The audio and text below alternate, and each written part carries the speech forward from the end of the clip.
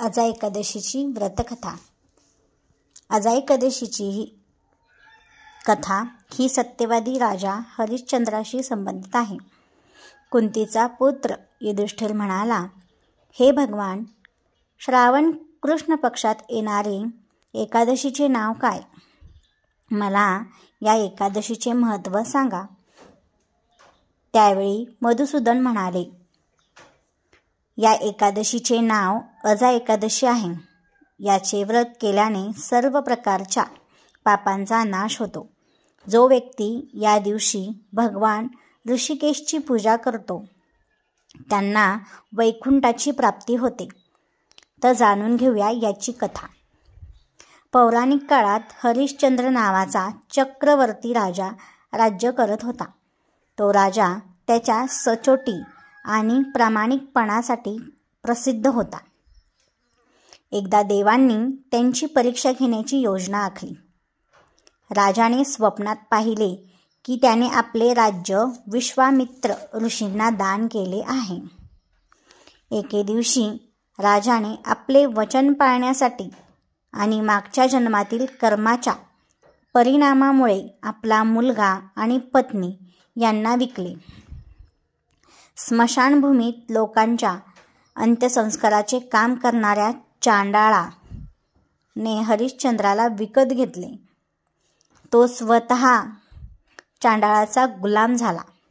त्या चांडाळातून कफन घेण्याचे काम त्यांनी केले, परंतु त्याने सत्य कधीही सोडले नाही। बरीच वर्षे निघून गेल्यानंतर त्याला आपल्या या कृत्याबद्दल फार वाईट वाटले। तो या सगळ्यातून सुटण्याचा मार्ग शोधू लागला। गौतम ऋषी आपल्या जवळ पोहोचावे असे त्याला वाटत असताना ते समोर आले। हरिश्चंद्राने त्यांना प्रणाम केला आणि त्यांच्या दुःखाची गोष्ट सांगू लागला। राजा हरिश्चंद्राची दुःखद कथा ऐकून महर्षी गौतमही दुःखी झाले। तेव्हा ते राजाला म्हणाले, हे राजा, श्रावण महिन्यातील कृष्ण पक्षातील एकादशीचे नाव अजा एकादशी आहे। या एकादशीला विधीप्रमाणे व्रत करा, तसेच रात्री जागरण करून पारायण करा। यामुळे तुमची सर्व पापे नष्ट होतील। असे सांगून महर्षी गौतम अंतर्धान पावले। अजा एकादशी आली तेव्हा राजा हरिश्चंद्राने महर्षीच्या सल्ल्यानुसार विधिवत व्रत केले आणि पारायण केले। या व्रताच्या प्रभावामुळे राजाची सर्व पापे नष्ट झाली। तसेच स्वर्गात ढोल वाजू लागले आणि फुलांचा वर्षाव सुरू झाला।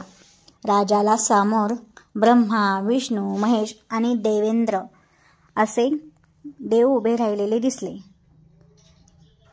राजाला त्यांचा मृत मुलगा जिवंत झाला आणि त्यांची पत्नी शाही वस्त्रे आणि दागिने परिधान केलेली दिसली। व्रताच्या या प्रभावामुळे राजाला त्याचे राज्य परत मिळाले।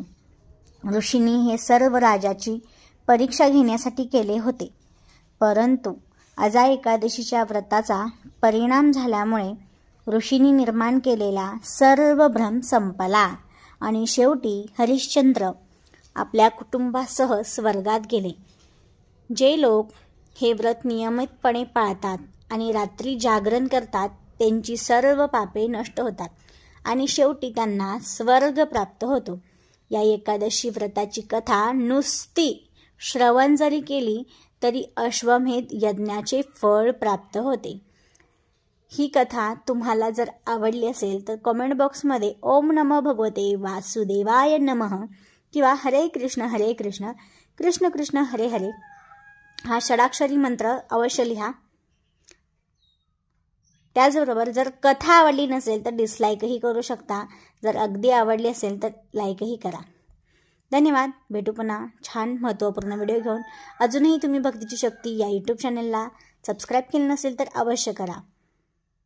हरे कृष्ण कृष्ण कृष्ण हरे हरे, हरे राम राम राम हरे हरे।